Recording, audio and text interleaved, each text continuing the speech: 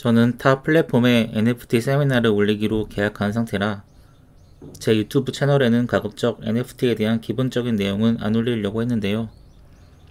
NFT 거래 방법에 대한 영상은 이미 유튜브에 많이 올라와 있지만 구조에 대한 것은 찾기 힘들더라고요.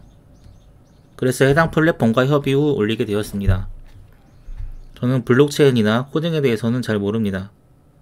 하지만 일반인 입장에서도 오픈시에 나타나 있는 정보를 해석할 수 있는 정도는 교양삼아 알아두면 좋다고 생각합니다. NFT 자산은 NFT라는 토큰과 메타데이터라고 불리는 NFT에 대한 정보, 그리고 이미지 등의 미디어 파일 3가지가 합쳐져서 형성됩니다. 이 3가지가 기본 구조라고 할 수 있습니다. 블록체인에 존재하는 걸 온체인이라 하고 그렇지 않은 것을 오픈체인이라고 하는데 이 중 블록체인 상에 존재하는 것은 일반적으로 토큰인 NFT 뿐입니다. 이 토큰에 대한 정보를 담은 메타데이터와 미디어 파일 자체는 블록체인 밖에 저장되는 것이 일반적입니다. 이는 현재 블록체인 기술이 수준에 한계 때문인데 조금이라도 용량이 있는 파일은 온체인에 올리기가 힘듭니다. 오픈시를 예시로 보여드리겠습니다. 오픈시에서 NFT 자산을 발행할 때도 앞서 말씀드린 3가지 구조가 나타납니다. 우선 이 화면상에 보이는 모든 정보가 메타데이터에 속하고요. 오픈시 서버에 저장된 이미지 파일, 그리고 이 상태로 발행 버튼을 누르면 이러한 정보가 담긴 채 발행되는 토큰이 3가지 구조에 해당합니다. 발행 버튼을 누르면 이러한 NFT 자산이 생성되는데요. 디테일 부분을 확대해보면 우측과 같습니다.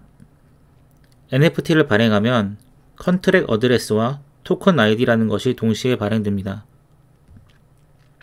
컨트랙 어드레스를 ERC721이라고 하고 토큰 아이디를 UINT256이라고 부르기도 하는데 저는 여기서 이런 내용보다는 오픈시에서 어떻게 해석하면 되는지를 말씀드리고자 합니다.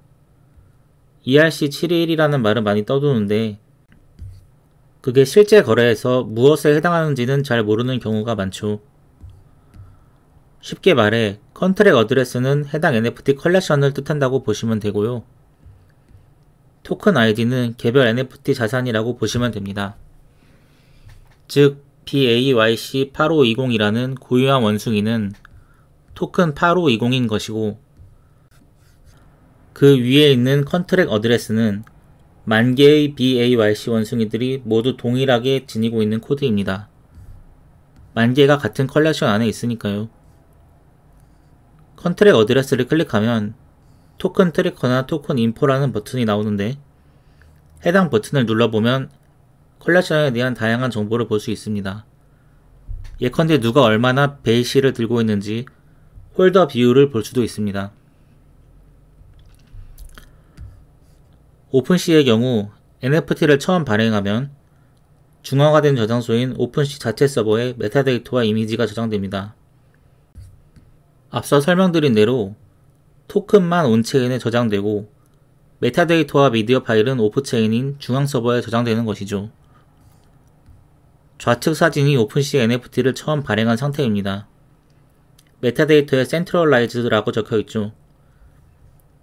이 상태에서는 NFT 이미지 파일이나 속성을 발행자가 언제든지 수정할 수 있습니다.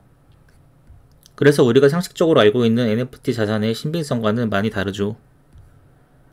하지만 NFT 발행자가 NFT 수정 버튼을 누르고 프리즈 메타데이터라는 것을 선택하면 IPFS라는 탈중앙화 저장소에 메타데이터와 이미지가 저장됩니다. 이렇게 되면 해당 NFT는 더 이상 수정이나 삭제가 불가능해집니다. 즉 상식적으로 알고 있는 신빙성 높은 NFT 자산이 비로소 형성되는 것입니다. 하지만 이렇게 하면 삭제와 수정이 불가능하니까 매우 신중해야겠죠.